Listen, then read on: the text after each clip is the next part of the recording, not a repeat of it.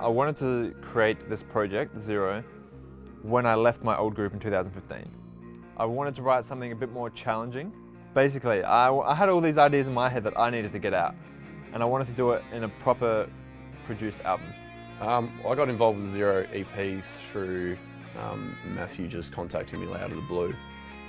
It just came with one song that he sent me, and it was really good. It was a really good demo. I loved the solo in it. It's what hooked me. And I found Chris's voice quite incredible for a local talent. I'd describe my vocal style as probably sort of a bit of a throwback to a lot of the 80s kind of heavy metal. Over time it sort of developed more just focusing on tone, getting depth and expressing a bit more emotion in it. A lot of people have good range, but what a lot of people miss is powerful lyrical content and emotion from their voice. If you're not emoting, it's really hard to connect to. I don't think there's actually really anyone in Adelaide that sings in that kind of way. I think it's pretty niche at the moment. I wanted to open the EP with this song purely because of that classical guitar intro. A few other bands have done it, and I thought that's a really cool way to lure people into the EP. Because of that classical Spanish style intro, Reed thought that'd be really cool if we put some of the classical guitar in the verses, which I think elevated the song completely, makes it sound really cool. Also, we've got Chris Zuper doing some guest solos on there, so we kind of do some dueling solos. He goes first, then me, then him, then me. He's a YouTube sensation, doing Learn That Solo, teaching guitar solos all over the world. Burn the Page. This is the single. It was an easy choice for single. It's a straight up metal track.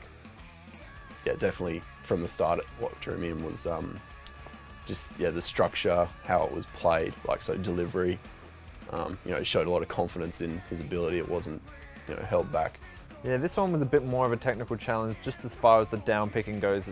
It's a pretty fast song, and there's a bit of string skipping as well, which makes it a bit challenging. Insane was probably my favourite song on the EP, so that was kind of a good opportunity to flex the vocal chops and be as gritty and as emotive as possible. I think lyrically this is maybe my favourite one. It's kind of about I don't want to speak for Chris, but it feels to me like someone that's kind of trapped inside their own mind. And at the end of the song, he lets go, and it's a big, epic ending. Yeah, no, Insane's just a monster of a song. Yeah. If you're gonna have a heavy album, if every song's heavy, it doesn't sound so heavy after that. You need to have dynamics. So that's why putting in a ballad is an important thing, I think. Take Some Time was the fastest song to write. I actually wrote it for when my fiance's grandfather passed away. In memory for him. It's got some sad tones in the beginning.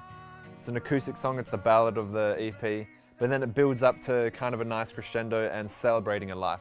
It's a revealing song, we didn't do any vocal any vocal production on it. It was all just delays and verbs, so there wasn't any pitch correction through this EP, which was good.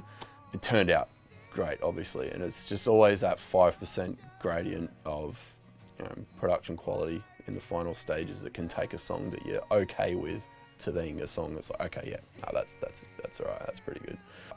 The balances are great, so it just works. It hit that sweet spot.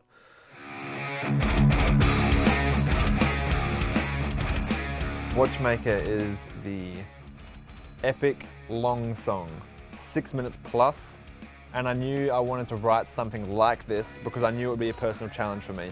Yeah, Watchmaker was a good way to finish it. It's long, so it's like that sort of last saga of what you have to say. And it finishes on a high note, literally and figuratively.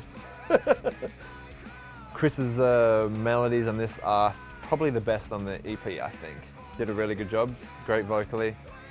And we've also got Christian Tassoni from Calibrium, and it's another song where we have dueling solos, and he absolutely smashed me in this one. Phenomenal solo by Christian. He always comes in and just drops gold wherever he plays. I wrote the solos knowing that he would crush me. I'm excited for people to hear this, and it's also quite nerve-wracking when you put that much effort into something and that long. To send it out is somewhat scary, I would say.